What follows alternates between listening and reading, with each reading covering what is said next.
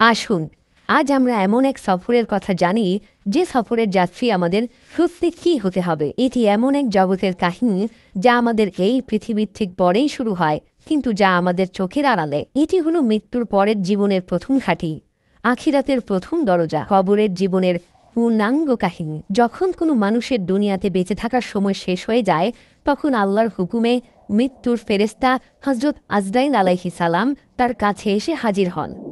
যদি মৃত ব্যক্তি একজন নেককার বা ভালো মানুষ হন, তবে ফেরেশতারা তার কাছে আসেন নূরের মতো উজ্জ্বল আর সুন্দর চেহারা নিয়ে। তাদের সাথে থাকে জান্নাতের সুগন্ধিযুক্ত কাফনের কাপড়। তারা সেই রূহকে অত্যন্ত নরম আর আদরের সাথে শরীর থেকে বের করে আনেন, ঠিক যেভাবে একটি ভেজা আটার ভিতর থেকে একটি চুল খুব সহজে বেরিয়ে আসে। এরপর সেই পবিত্র রূহকে জান্নাতের সুগন্ধি কাফনে জড়িয়ে নেওয়া হয়, যেখান থেকে মিশক আম্বরের চেয়েও উত্তম সুগন্ধ বের হতে থাকে। এরপর ফেরেশতারা সেই রূহকে নিয়ে আসমানের দিকে উঠতে থাকেন। তারা যখন কোনো আসমানে ফেরেশতাদের পাশ দিয়ে যান, তখন ফেরেশতারা জিজ্ঞেস করেন, এই পবিত্র রূহটি কার? উত্তরে রূহকে নিয়ে যাওয়া ফেরেশতারা দুনিয়াতে তার সবচেয়ে সুন্দর নামে তার পরিচয় দেন। এভাবেই এক এক করে ৭টি আসমানের দরজা তার জন্য খুলে দেওয়া হয় এবং সবশেষে তার রূহকে ইল্লিয়িন নামক এক সম্মানিত জায়গায় রেখে দেওয়া হয়। কিন্তু মৃত ব্যক্তি যদি একজন বদকায় বা পাপী মানুষ হয়, তবে ফেরেশতারা তার কাছে আসেন ভয়ঙ্কর এবং কালো চেহারা নিয়ে। তাদের সাথে থাকে জাহান্নামের দুর্গন্ধময় চট।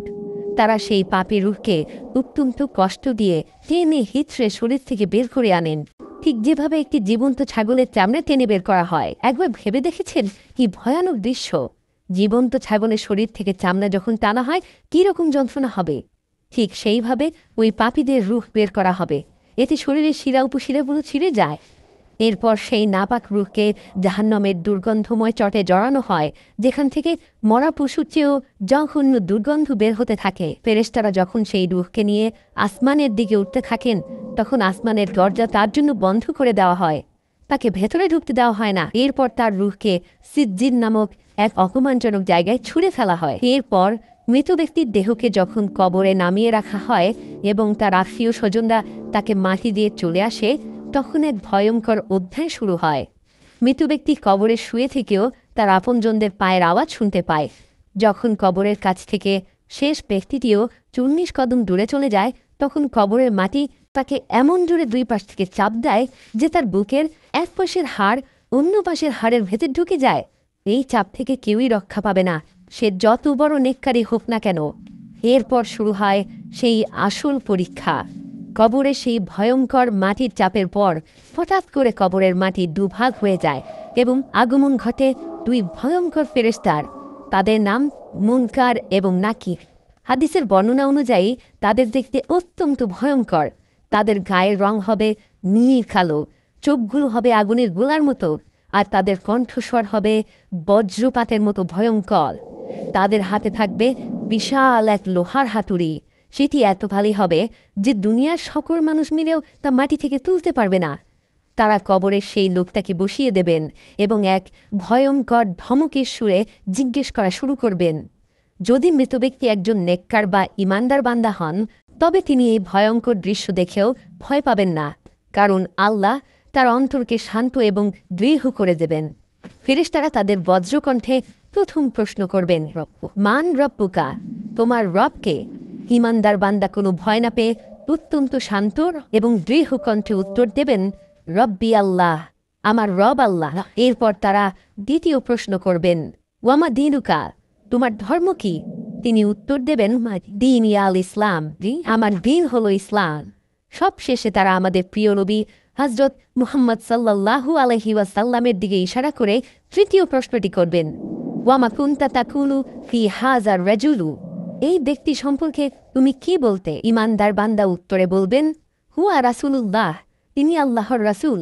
ফেরেশতারা আবার জিজ্ঞেস করবে, আর রাজমি কিভাবে জানলে? সে উত্তরে বলবে, আমি আল্লাহর কিতাব পড়েছি, তার উপর ঈমান এনেছি এবং তাকে সত্য বলে জেনেছি। আর সেই ৩টি প্রশ্নের সঠিক উত্তর দেওয়ার পর আসমান থেকে এক গায়েবী আওয়াজ আসবে, আমার বান্দা সত্য বলেছে, তার জন্য জান্নাতের একটি বিছানা বিছিয়ে দাও, তাকে জান্নাতের পোশাক পরিয়ে দাও এবং তার জন্য জান্নাতের একটি দরজা খুলে দাও। সাথে সাথেই তার কবরকে 70 হাত প্রশস্ত করে দেওয়া হবে এবং তার কবরটা জান্নাতের আলো আর সবুজে ভরে যাবে। জান্নাত থেকে তার কবরের মধ্যে সুগন্ধি বাতাস আসতে থাকবে। এরপর তার কাছে একজন অপরূপ সুন্দর চেহারার ব্যক্তি আসবেন, যার শরীর থেকে সুগন্ধ বেরোতে থাকবে। মৃত ব্যক্তি তাকে জিজ্ঞাসা করবেন, তুমি কে? তোমার চেহারা এত সুন্দর কেন? সেই সুন্দর ব্যক্তি উত্তর দেবেন, আমি তোমার নেক আমল, আর আল্লাহ আমাকে পাঠিয়েছেন, আজ থেকে আমি তোমার সঙ্গী, তোমার কোনো ভয় নেই। এরপর সে ইমানদার বান্দা আল্লাহর কাছে দোয়া করবেন, হে আল্লাহ, দয়া করে তাড়াতাড়ি কিয়ামত কায়েম করুন, যাতে আমি আমার পরিবার এবং জান্নাতের অফুরন্ত নিয়ামত উপভোগ করতে পারি। তাকে বলা হবে, তুমি শান্তিতে ঘুমাও, কিয়ামতের আগে পর্যন্ত তোমাকে কেউ বিরক্ত করবে না, তোমার ঘুম ভাঙবে কিয়ামতের দিন। আর এভাবেই কিয়ামত পর্যন্ত তার কবরটি হয়ে যাবে জান্নাতের বাগানগুলোর মধ্যে একটি বাগান। কিন্তু যদি মৃত ব্যক্তি একজন বদকার বা পাপী মানুষ হয়, তবে মুনকার নাকিরের ভয়ঙ্কর চেহারা দেখেই তা আত্মা শুকিয়ে যাবে, ভয়ে সে থরথর করে কাঁপতে থাকবে।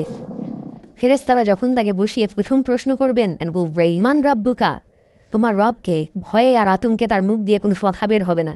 সে তোতলানু গলায় বলবে, হা হা লাদ্রি, হায় হায়, আমি তো কিছুই জানি না।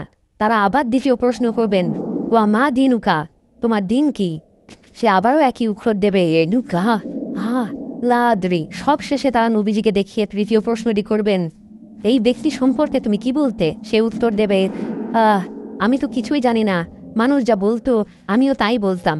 তার এই উত্তরগুলো শোনার পর আসমান থেকে এক গায়েবী আওয়াজ আসবে, সে মিথ্যা বলেছে, তার জন্য জাহান্নামের একটি বিছানা বিছিয়ে দাও, তাকে জাহান্নামের পোশাক পরিয়ে দাও এবং তার জন্য জাহান্নামের একটি দরজা খুলে দাও। ও সাথে সাথেই জাহান্নামের ভয়ঙ্কর গরম এবং দুর্গন্ধময় বাতাস তার কবরে আসতে শুরু করবে।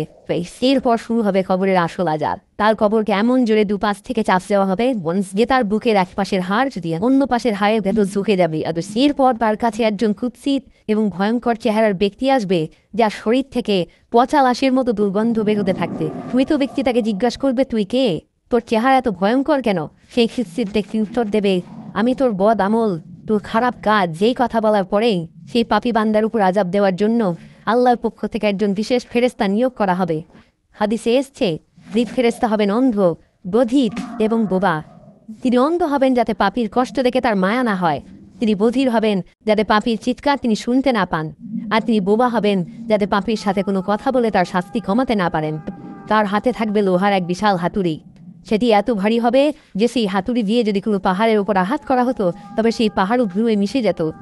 সেই ফেরেশতা কোনো কথা না বলে সেই পাপী বান্দাকে ওই হাতুড়ি দিয়ে এমন জোরে আঘাত করতে থাকবেন যে তার চিৎকারে মানুষ ও জিন ছাড়া পৃথিবীর সকল সৃষ্টি, পশু পাখি গাছপালা সবাই তা শুনতে পাবে এবং ভয়ে কেঁপে উঠবে। প্রতিবার আঘাতের পর সে মাটির সাথে মিশে যাবে আর তাকে আবার আগের অবস্থায় ফিরিয়ে আনা হবে শুধুমাত্র শাস্তি দেওয়ার জন্য। শুধু তাই নয়, তার কবরের ভেতর 99টি বিশাল বিশাল সাপ ছেড়ে দেওয়া হবে। সেই সাপগুলো এতটাই বিষাক্ত হবে যে তাদের একটি সাপও যদি পৃথিবীতে একবার নিঃশ্বাস ফেলত তবে পৃথিবীর কোনো সবুজ ঘাসও আর জন্ম হতো না। সেই সাপগুলো কিয়ামত পর্যন্ত তাকে অবিরাম ধ্বংসন করতে থাকবে এবং তার শরীরকে ছিঁড়ে খুঁড়ে খেতে থাকবে। আর এভাবেই কিয়ামত পর্যন্ত তার কবরটি হয়ে যাবে জাহান্নামের অসংখ্য গর্তগুলোর মধ্যে একটি ভয়ঙ্কর গর্ত। এভাবেই মৃত্যুর পর কবরের জগতে মানুষ তাদের দুনিয়ার জীবনের প্রথম ফলাফল পেতে শুরু করবে। কারোর জন্য কবর হবে জান্নাতের বাগান, আর কারোর জন্য হবে জাহান্নামের গর্ত। কিন্তু কবরের এই শাস্তি বা শান্তি শেষ নয়। এরপর আসবে সেই মহাদিবস কিয়ামত এবং তারপর হাসরের মাঠ, মিজান ও পুলসিরাতের পরীক্ষা। যদি কবরের এই জীবনের কাহিনী আপনার হৃদয়কে স্পর্শ করে থাকে এবং আপনাকে আখিরাতের জন্য প্রস্তুত হতে সাহায্য করে, তাহলে ভিডিওটিতে একটি লাইক দিন এবং আপনার প্রিয়জনদের সাথে শেয়ার করে তাদেরও সতর্ক করুন। আমাদের চ্যানেলটি সাবস্ক্রাইব করে ইসলামের এমন আরও গুরুত্বপূর্ণ বিষয় সম্পর্কে জানতে আমাদের সাথেই থাকুন।